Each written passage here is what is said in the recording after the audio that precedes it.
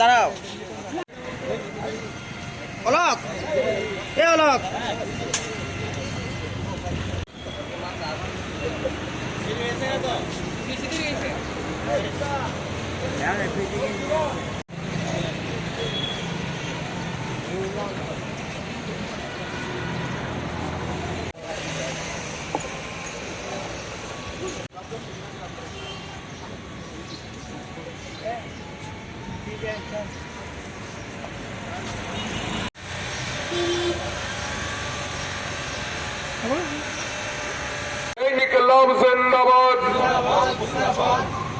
উপস্থিত সবাইকে অনুরোধ করছি একে একে পুষ্পার্ঘ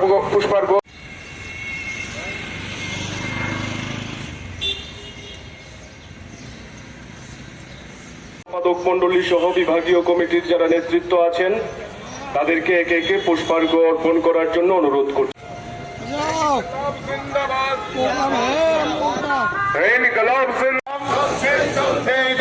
মুখে দিয়ে বাঁচবার সংগ্রাম,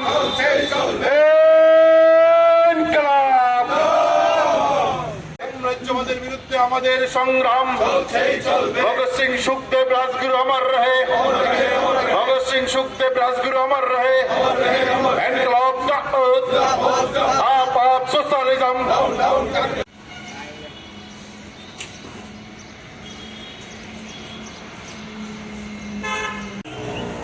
উপস্থিত ছাত্র যুব সংগঠনের নেতৃবৃন্দ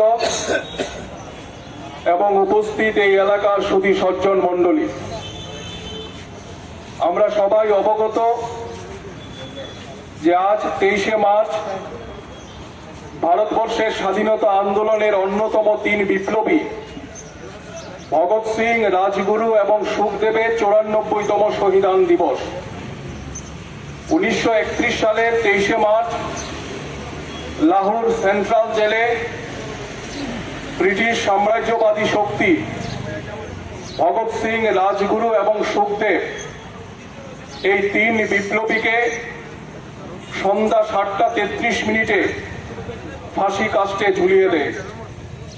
আজকের এই দিনটি বামপন্থী ছাত্র যুব সংগঠনের কর্মীদের কাছে দেশপ্রেমের আদর্শে আলোকদীপ্ত হয়ে নতুন ভারত তৈরি করবার যে লড়াই, এই লড়াইয়ে সামিল হবার এক উজ্জ্বলতম দিন। আমরা জানি যে ভগৎ সিং, রাজগুরু, সুখদেবের মতো অসংখ্য বিপ্লবী ব্রিটিশ সাম্রাজ্যবাদের বিরুদ্ধে লড়াইয়ে সামিল হয়েছিলেন। এ দেশ থেকে ব্রিটিশ সাম্রাজ্যবাদকে উৎখাত করবার স্বপ্ন নিয়ে লড়াইয়ে তারা সামিল হয়েছিলেন। এই ব্রিটিশ ভারতের অবসান ঘটিয়ে এমন এক ভারতবর্ষ তৈরি হবে যে ভারতবর্ষে সমাজতান্ত্রিক ধাঁচের একটি সরকার তৈরি হবে, যেখানে অন্ন, বস্ত্র, বাসস্থান, শিক্ষা এবং কর্মসংস্থানের গ্যারান্টি তৈরি হবে। এমন এক ভারতবর্ষের স্বপ্ন নিয়ে ভগৎ সিং, রাজগুরু, সুখদেবরা অতি অল্প বয়সে তারা ব্রিটিশ সাম্রাজ্যবাদ বিরোধী লড়াইয়ে সামিল হয়েছিলেন। আমরা যদি ভগৎ সিং এর জীবনী দেখি, আমরা লক্ষ্য করব যে ভগৎ সিং এর বয়স যখন মাত্র 12 বছর, তখনই ভগৎ সিং ব্রিটিশ সাম্রাজ্যবাদ বিরোধী লড়াইয়ে সামিল হয়েছিলেন। এবং বিশেষ করে তৎকালীন সময়ে জালিয়ানওয়ালাবাগে শিখদের উপর যে ভয়ঙ্কর হত্যাকাণ্ড সংগঠিত হয়েছিল, যে হত্যাকাণ্ডের ফলে প্রায় 20,000-এর বেশি মানুষের প্রাণহানি ঘটেছিল, এই ঘটনা ভগৎ সিংকে দারুণভাবে দাগ কেটে যায়। এবং স্কুলে পড়ার সময় ভগৎ সিং এই জালিয়ানওয়ালাবাগ হত্যাকাণ্ডের যে ঘটনা যেখানে সংগঠিত হয়েছিল, সেখানে ছুটি গিয়ে এই হত্যাকাণ্ডের স্থান থেকে মাটি সংগ্রহ করে সেই মাটি বোতলের মধ্যে ভরে রেখেছিল এবং প্রতিদিন এই বোতলের সামনে দাঁড়িয়ে ভগৎ সিং শপথ গ্রহণ করত যে ব্রিটিশ সাম্রাজ্যবাদকে ভারতবর্ষের মাটি থেকে উৎখাত করতে হবে। তার পরবর্তী সময়ে আমরা জানি ভগৎ সিংরা বারে বারে এই অত্যাচারে ব্রিটিশ সাম্রাজ্যবাদের বিরুদ্ধে নানান পদ্ধতিতে, নানান কায়দায় তারা আক্রমণ সংগঠিত করে ব্রিটিশ সাম্রাজ্যবাদের ভিতকে তারা নাড়িয়ে দিতে সক্ষম হয়েছিল। আজকে আমাদের দেশ ভারতবর্ষ স্বাধীন হয়েছে, কিন্তু দুর্ভাগ্য আমাদের যে ভগৎ সিং, রাজগুরু, সুখদেবরা যে ভারতবর্ষের স্বপ্ন দেখেছিলেন, যে ভারতবর্ষের ছবি তারা দেখেছিলেন, সেই ভারতবর্ষ আজকে স্বাধীনতার এতগুলো বছর পেরিয়ে যাওয়ার পর তৈরি হয়নি। আজকে ভারতবর্ষের মাটিতে ধর্ম এবং জাতপাতের নাম করে বিভাজনের রাজনীতি তৈরি করা হচ্ছে।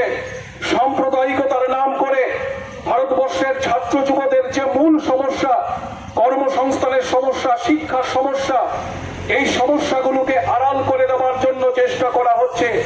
আজকে আমাদের ভারতবর্ষের মাটিতে কোটি কোটি বেকার, তারা প্রতিদিন কাজের জন্য চিৎকার করছেন, কিন্তু দেশের সরকার তাদের জন্য কর্মসংস্থানের ব্যবস্থা করতে পারছেন না।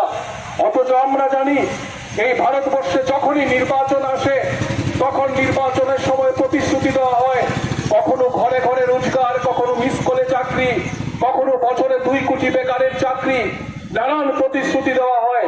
ভারতবর্ষের মধ্যে আমরা জানি আজকে বিত্তবানদের জন্য শিক্ষাকে শুধুমাত্র পৌঁছে দেওয়ার জন্য শিক্ষার বেসরকারীকরণ করার চেষ্টা করা হচ্ছে। পয়সা যার, শিক্ষা তার, এই নীতি গ্রহণ করে আমাদের দেশের শিক্ষা ব্যবস্থাটাকে সম্পূর্ণ বেসরকারি মালিকদের হাতে, পুঁজিপতিদের হাতে তুলে দেওয়ার জন্য চেষ্টা করছে।